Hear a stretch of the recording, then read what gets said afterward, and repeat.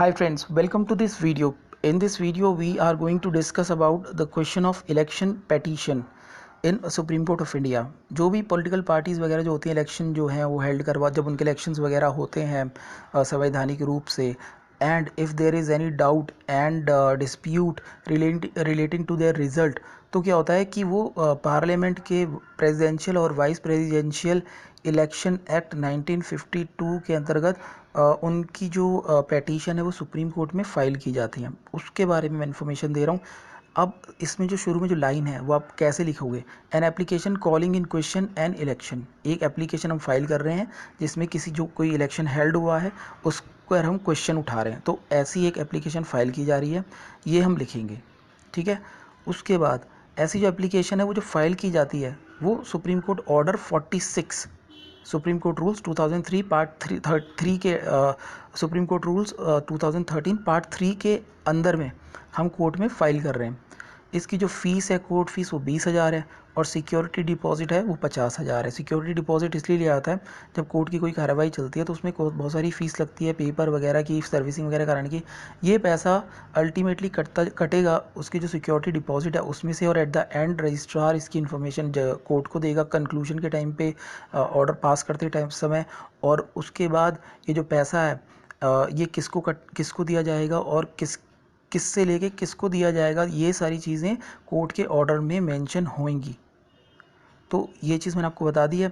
इसके बाद जब भी कोई पेटिशन इलेक्शन पेटिशन फाइल की जाती है ना, उसमें सीनियर एडवोकेट का सर्टिफिकेट लेना पड़ता है कि such petition calling in question an election, यानी किसी इलेक्शन पे क्वेश्चन रेज करती हुई जो पेटिशन है वो सीनियर एडवोकेट के द्वारा उसे सर्टिफिकेट दिया जाएगा, सर्टिफाई की जाएगी, जिसमें ये मेंशन किया होगा कि इस पेटिशन के अंदर वन और मोर सब्सटेंशियल क्वेश्चंस हैं चैलेंजिंग द इलेक्शन, किसी इलेक्शन को चैलेंज करते हुए कुछ इसमें गड़बड़ है अकॉर्डिंग टू प्रेसिडेंशियल और वाइस प्रेसिडेंशियल इलेक्शन एक्ट 1952 के अंतर्गत। इसमें कुछ हमें लगता है कुछ सब्सटेंशियल क्वेश्चंस हैं जो चैलेंज करते हैं ये जो इलेक्शन हेल्ड हुआ है उसको, तो इसको कोर्ट को सुनना चाहिए।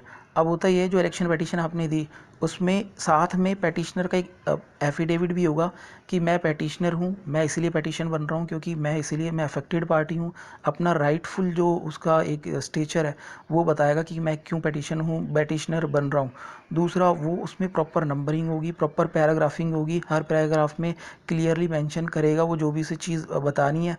और A4 साइज़ का जो पेपर है उसमें ये पेटिशन जो है एज एप्लीकेशन कोर्ट में इनिशियली फाइल होगी, ये रजिस्ट्रार के पास में जाती है और इसकी 16 कॉपियाँ होती हैं जो अलग अलग पार्टीज़ को दी जाती हैं। उसे एटलीस्ट 16 कॉपियाँ फाइल करनी है because this is election petition, यही रूल है। उसके बाद क्या होता है, ऐसी इलेक्शन जो पेटिशन है मान लीजिए कोई भी पार्टी कभी से फाइल कर सकती है। एक पार्टी जीतती है, दूसरी पार्टी हारती है, तो जीती हुई पार्टी का जो डिक्लेरेशन होता है, यानी कि मान लीजिए ए पार्टी जीत गई तो और बी पार्टी जो है वो कोर्ट में आ गई, तो ए पार्टी जीती है उसका डिक्लेरेशन उसी दिन हो गया, लेकिन उसको नाम को पब्लिश करवाया जाता है गवर्नमेंट ऑफ इंडिया के गज़ट के अंदर।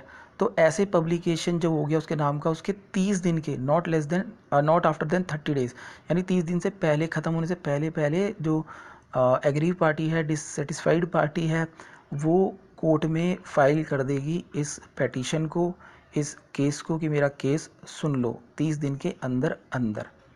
एक इन्फॉर्मेशन मैं आपको दे दूं कि पेटिशनर तो चलो आ गया जो हारी हुई पार्टी है, लेकिन रिस्पोंडेंट कौन होगा, जो जीती हुई पार्टी है। तो रिटर्न्ड कैंडिडेट जो होता है ना गाइस, उसको कहते हैं रिस्पोंडेंट। उसे रिस्पोंडेंट बनाया जा सकता है, वो रिस्पोंडेंट के रूप में आ सकता है। और जीती हुई जो हारी हुई पार्टी है, जो पेटिशनर है, वो उसके लिए प्लीडमेंट की रिक्वेस्ट डाल सकता है कि जीती हुई पार्टी है, रिटर्न कैंडिडेट है, उसे रिस्पोंडेंट बना दो।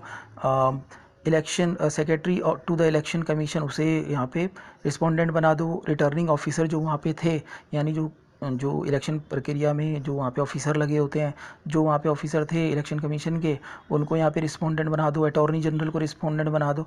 इस तरीके से एप्लीकेशन फ़ाइल होती हैं, इनकी रजिस्ट्रार के पास जाती हैं, फिर वो कोर्ट में रखते हैं, इनके रिगार्डिंग ऑर्डर होते हैं और फिर इनकी नोट सर्विसिंग होती है। ये सब चीज़ें होती हैं जिसको मैंने एक्सप्लेन यहाँ पे नहीं किया है, ठीक है guys, but just for information I am telling you, ये इतना इंपॉर्टेंट भी नहीं था।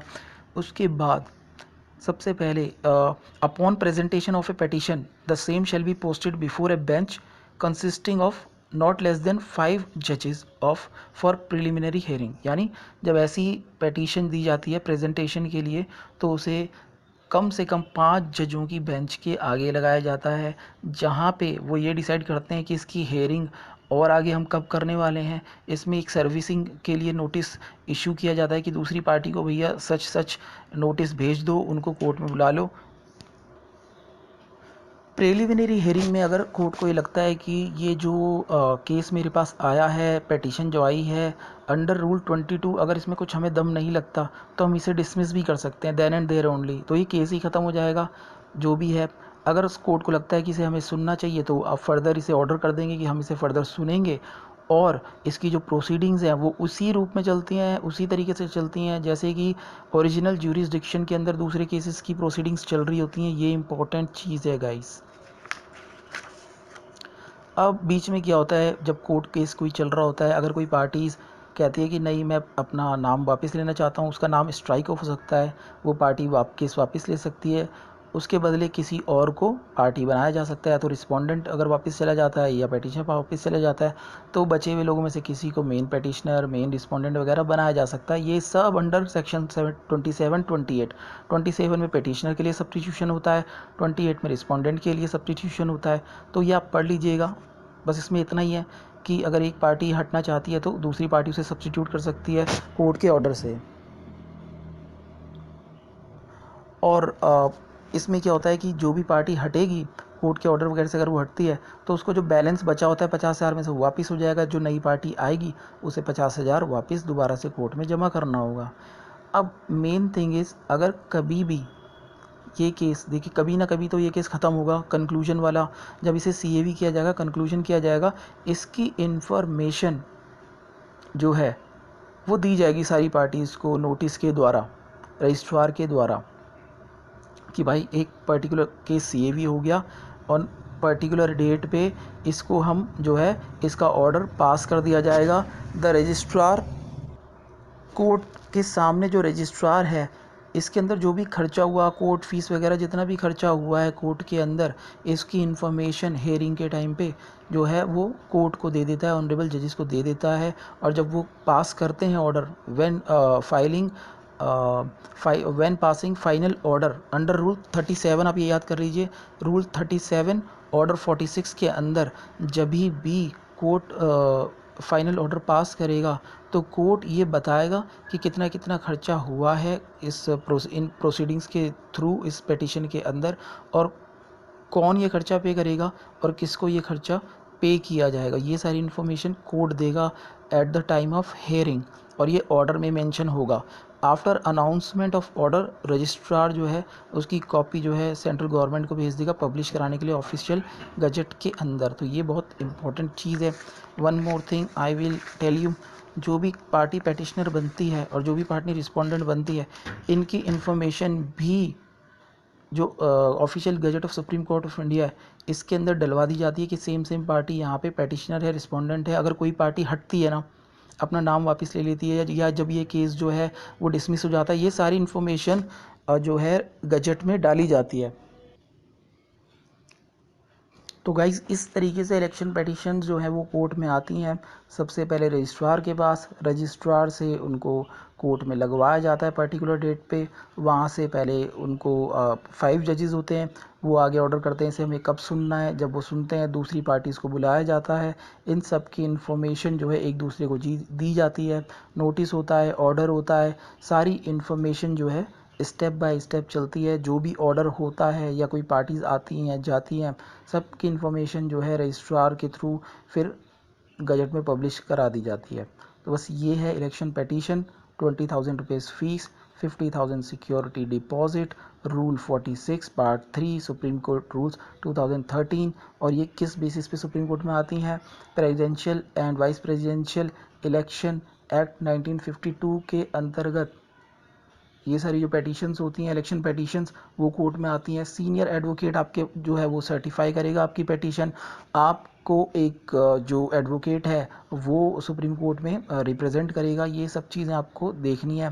पेटिशन जो है not after then 30 days of publication of declaration of returned candidate जो है वो आपको कोर्ट में फ़ाइल करानी होती है। तो ये चीज़ें इंपॉर्टेंट है। और इसमें इम्प्लीडमेंट के बारे में मैंने आपको बताया। इम्प्लीडमेंट मीन्स किसी को आप पार्टी बनवा रहे हो कोर्ट में, इसके लिए आप नोटिस दोगे, इस पार्टी को जो आप रिस्पोंडेंट बना लीजिए, ऐसे इम्प्लीडमेंट वगैरह ये सब चीज़ें दी गई हैं और बहुत ही आसान वे में मैंने आपको बता दिया है। और ये जो मेरे पास है इसका मैं आपको लिंक दूंगा, इस लिंक से आपको इसकी PDF गाइज मिल जाएगी अगर आपको चाहिए तो जो चैनल से। इसके अलावा अगले जो क्वेश्चन होगा वो है चैम्बर मैटर में कौन से केसेस लगते हैं और रजिस्ट्रार कोर्ट में कौन कौन से केसेस जो हैं रजिस्ट्रार कोर्ट में सुने जाते हैं, वो मैं अगला वीडियो बनाऊंगा। तब तक के लिए बाय बाय।